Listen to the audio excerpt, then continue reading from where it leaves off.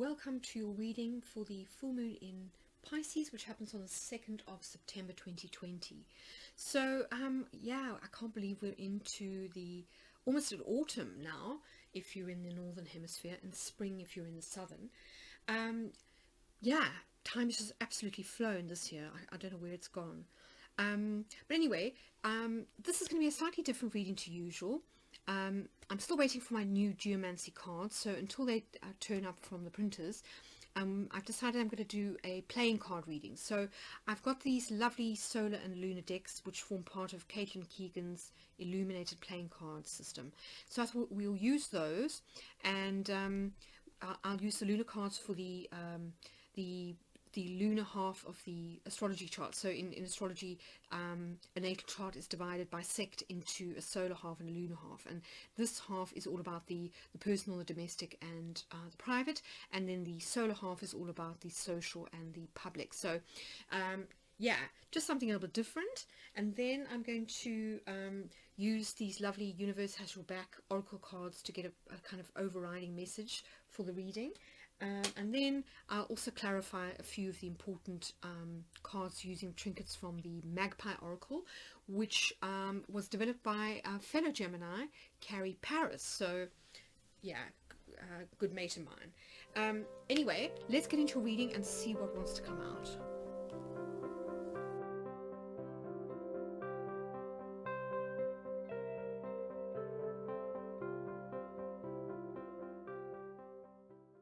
So interesting cards here, Gemini.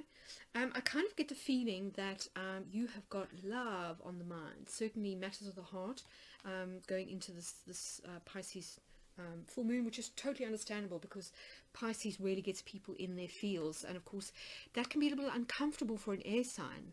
So let's just put that out there right now.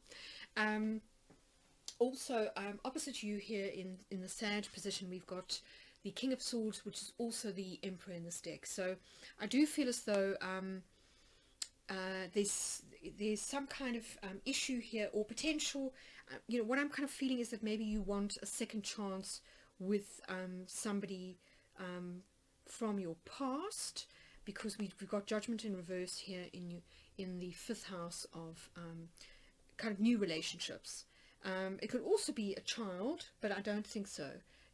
The Emperor is normally somebody that's in their maturity, so they're very, very often older than you, or certainly are in more of a position of power. And it's interesting that we've got the Emperor again in the 6th house. So I wonder if this is somebody that you met through work, or possibly you know, like somebody that you a health professional that you consulted with and there was a bit of a spark, something of that ilk. But I do feel as though there are issues to do with relationships here that we'll kind of get into. Yeah, but let's just start with that full moon first. So the full moon for you happens across your 10th and your 4th and your 10th houses. For you, this is the house of Virgo, so the sun will be down here in your 4th house of home and family, and the moon will be in your 10th house of career and kind of your public facing, your status, your reputation, etc. And yeah, it's interesting. I mean, so here in the 4th house, which is where the sun will be, we've got the Knight of Cups. So this is the Jack of Hearts, and it's interesting. Look, we've got the symbol of Pisces kind of on this card. Now, normally this symbol would be associated with the Page of Cups. That's normally what it is in the tarot, but of course we don't have that in the playing card system. So this is kind of I suppose a combined card for the Page and the Knight of Cups. So very often this is about good news or a heartfelt message coming in, and this will be from a male figure because we are talking about the sun here, and it'll probably be a family member or somebody that you live with, somebody that is related to you. Sorry about that, Gemini. For whatever reason the video crashed. So where was I? Okay, so this person could be coming in with an apology, which could be why we have the Ace of Pentacles which is also the world in your third house of communication. Now, obviously, this is a natural Gemini house, so it is quite important. So I do feel as though there is communication coming in for you. And certainly, I think it's going to bring you clarity. And the reason for that is because at the time of this full moon, the Sun and the Moon are going to be making two very positive aspects to Uranus and Taurus, which is currently in your 12th house of the psyche, or what is unseen.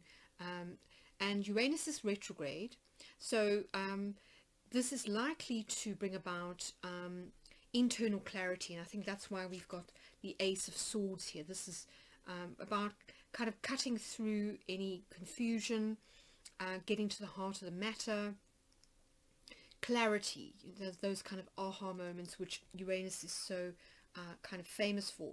And because Uranus is retrograde, this is about an internal process, which I think is why we've got it in your 12th house of the psyche. So I think there's going to be some realizations here, certainly about a few important things in your life, because we do have the High Priestess in your 9th house, which is the position of, I associate with kind of intuitive messages coming in, messages from your guides, dreams, prophetic dreams, wisdom basically. And the High Priestess has access to wisdom. So this is the card of Gemini in the tarot. It's associated with the number 2, and so I really feel as though your intuition is going to be kind of like going crazy during this full moon, which again is not surprising because Pisces is a very intuitive sign. So lots of intuitive hits coming in, I feel, that will help you to get clarity within this situation. And it could involve money or an inheritance or a divorce settlement, because we do have the 2 of Wands here in the 8th house of kind of shared resources and assets. So this, you can see there's 2 people possibly having a heated discussion with a fire between the 2 of them, and it may be over the division of assets, a property. It could be about custody of children, again, which is 4th house stuff. And the reason that I say that is because we've got Judgment in the reverse in your 5th house, which does relate to children.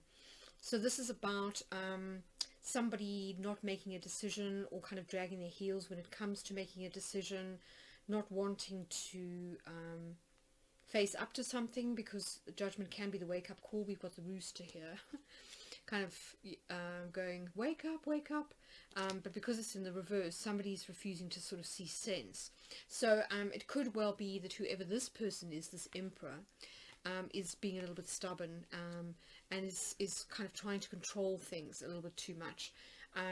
The emperor is somebody who is very capable and certainly is used to being in charge. So as I say, it could be a boss, because we've got it here in your 6th house, but it could also be somebody in your life, a significant relationship, such as a former spouse or spouse, who is a little bit controlling and who likes things their way. So I do think it's interesting that in the position of Pisces, so where the full moon is, we've got the 10 of Wands. Now the 10 of Wands is often about stress or burdens, and because it's in your career kind of area, I do wonder whether there's something that's kind of gone on here with a boss, or an authority figure of some kind that hasn't gone terribly well, because here in your 2nd house of income, we've got the 9 of Cups in reverse. So this is about a wish not coming true, so something not working out the way you expected. And this may be to do with your career, because, as I say, we've got this 10 of Wands here in your career sort of section. So maybe, you've kind of gone to your boss and asked them for a raise, or maybe you feel that you've done a lot of extra hours, you've gone the extra mile when, circumstances were difficult, such as, for example, during quarantine, maybe you pulled out all the stops to work from home, you did extra hours, etc., and you were hoping for either some time off or a bonus, and it hasn't really been forthcoming. Maybe this person has been a little bit kind of mean with the purse strings. or there's some issue to do with a promotion, for example, and that may be why we've got this this kind of disappointment or stress happening in your career sector. But I do think that care of Uranus is going to be a flash of insight, and I think you're going to sort of get a sense of how you can make this work, how you can move things forward in a positive direction, you know, to sort of change things up. And this could be also why you've got the World here in your third house. It could be that you realize, you know, something needs to come to an end. So it could be the standoff, or it could be a way of doing things.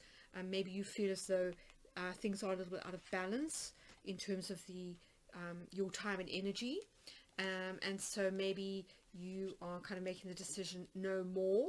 I'm not kind of going to be working a lot of extra hours for no pay, because the Ace of Pentacles here, this is, you know, it's a dual card, could be about show me the money, baby.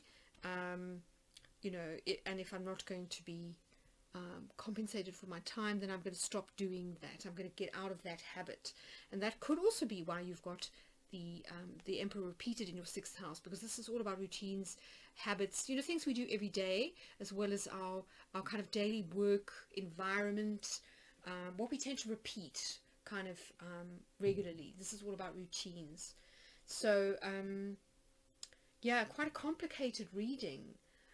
The other thing to say, of course, is that Mercury, your ruler, your ruling planet, is going to be in Virgo. So this is where Mercury really is exalted. It works very, very well. So I think that's partly why your thinking processes are going to be so clear. Now Mercury will be making a series of trines between the 29th of August and the 3rd of September, so just after this full moon, to three of the outer planets that are currently in Capricorn, so here in your eighth house, which is, I said, is shared resources. So I think that you know, if we think that Mercury is here in your fourth house, and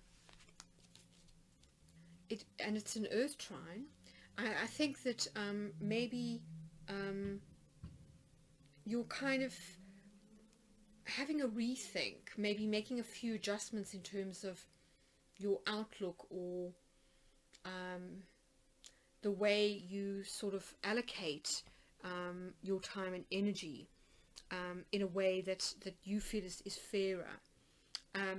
It definitely seems to me as though you're going to be having communications with this person, possibly about the division of assets, could be about a home, or it could be about this work situation. Maybe you turn to somebody you trust, you know, a kind of a trusted family member for advice. But I definitely feel as though communications will lead to positive changes, because the last aspect is you know, the trine to Pluto, and Pluto is all about change, and trines are all about positive development. So I feel like things are going to shift for you, and that's why possibly you are kind of feeling quite hopeful. This also is about self-love. That's the other thing to say. The Ace of Cups is also about self-love. So you know, having more love for yourself could also potentially mean that you know, if we are talking about relationships, it could also mean valuing yourself enough not to want to reconnect with somebody who's very controlling, for example, kind of realizing that somebody's not coming back, you know, judgment in reverse, or just that a particular strategy when it comes to matters of the heart is not really working out, it's not in your interest or in the other person's interest. So yeah, quite an interesting reading. Let's get some advice from that universe has your back, because I find that that's really very often kind of brings such a lovely perspective to the reading, kind of draws all those disparate pieces together.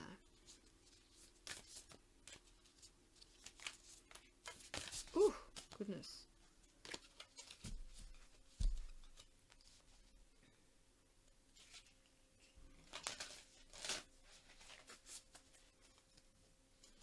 Right, let's see. Interesting. So it says, when I accept the love of the universe as my primary teacher, I will always be guided back to the light. So interesting message, especially since we've got the Ace of Cups in your first house. So this could also be about, you know, the unconditional love of your guides and of the universe. That if you kind of tap into that, you will get clarity. You'll understand kind of how to move forward, particularly when it comes to these matters and these matters here in the fourth and the second houses. But let's just pull a few charms to see what comes out to clarify these tricky positions. So the first is to clarify the moon.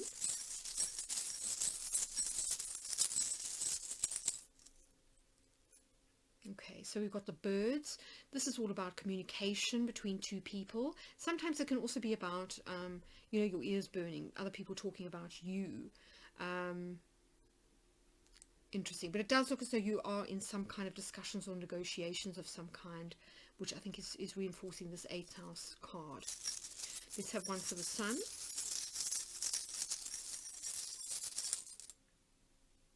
Okay, so here we've got the rider or the chariot.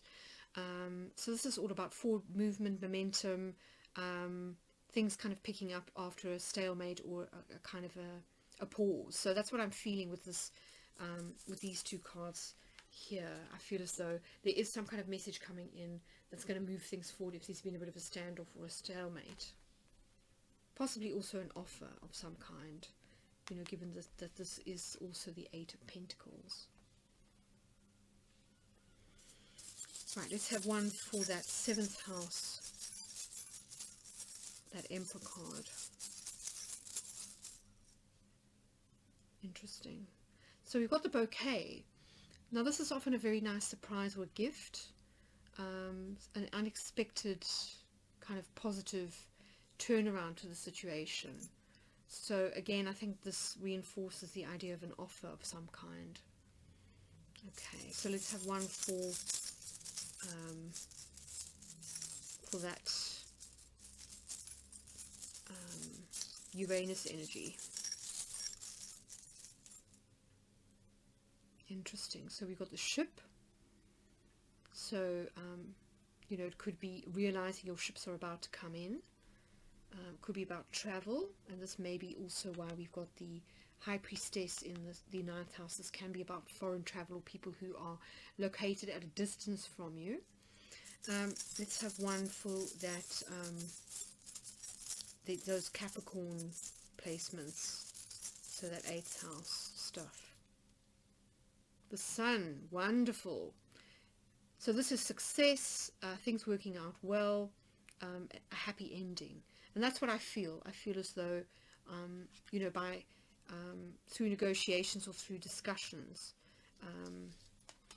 you know, these 3 cards here, that things can be resolved in a positive way.